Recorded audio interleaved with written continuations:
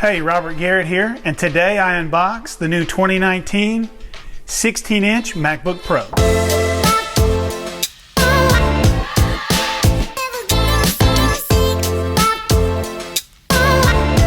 So the 16-inch MacBook Pro that I'm working with has 8 cores for the processor. It's also got 32 gigs of RAM and an 8 gig GPU.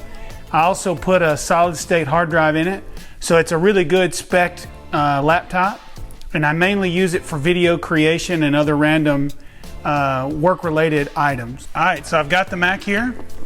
Let's unbox it. So when you unbox it, you get your typical Apple unboxing and packaging.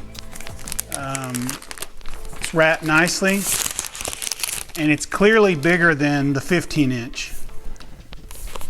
Also in the box, they provide the standard USB-C cable and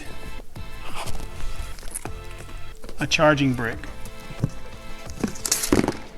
So inside the box you got 3 simple things. You've got the Mac, you've got the charging brick, and you've got the charging cable. Yeah, so let's open the Mac up. And so on the first open, you've got the typical paper on the screen here. And the screen's, I don't know if you can tell, but the screen is definitely larger than your 15 or 13-inch Mac. It ought to be. It's a 16-inch, but to me, it's obvious that it's bigger. My first impressions are very positive. It's super fast. The display is awesome. Although the 16-inch display, I do wish they could fit the same specs, or the same GPU, the same hard drive, the same RAM into the 13-inch model. I really like the smaller model because when I'm working, I hook it up to a bigger display. But because you can't get it in the 13-inch model, it is better than an iMac for me because I need to be mobile. So the display is great. It's really fast. I opened up Final Cut and started doing some rendering, and it renders extremely quickly. Right now this video I'm shooting is in 4K, and it's operating with the 4K files extremely fast, much quicker than the 13-inch MacBook Pro I was on previously. Yeah, so the setup process was fairly simple. I took my old MacBook Pro, which had USB-C, and I took my new MacBook Pro, which had USB-C. I plugged the two together and used Migration Assistant to transfer the data from one to the other. Apple makes it extremely easy if you have an older device to plug it in and transfer your data. Also, the Mac is extremely sleek, and I noticed that the fans in it don't run near as hard, but they aren't afraid to boot up and run when they need to. So it doesn't get near as hot as the 13-inch MacBook Pro that I had from 2017.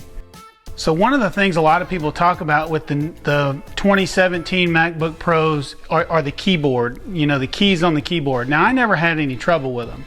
A few times I had to take compressed air and blow them out. They got a little mushy, but that fixed it. But this new one, the keys definitely feel different. They feel crisp, but there's definitely a change in the way that the keys come off the keypad. They're not quite as loud when you type. But overall, this wasn't something that was really important to me as I reviewed it, or the difference between them. Because I never really had any trouble with the old keys on the old MacBook Pro, but I know a lot of people have had trouble, so it's something I wanted to make mention of. Yeah, so overall I would characterize the new 16-inch MacBook Pro as the MacBook Pro Apple should have produced 2 or 3 years ago. This thing's amazing. It's super fast. I love the keyboard. I love the screen. I love the processors. I love the speed of it. Even the picture on it is just unbelievable. I would say that if you've been waiting, if you bought like a 2012 MacBook Pro and the 2017 and 16s weren't quite what you wanted, this is that MacBook Pro where Apple basically looked at everything that you've been complaining about and they fixed it. So thanks so much for watching. I hope you enjoyed the video. I hope you'll take a moment to like and subscribe, and I look forward to seeing your comments.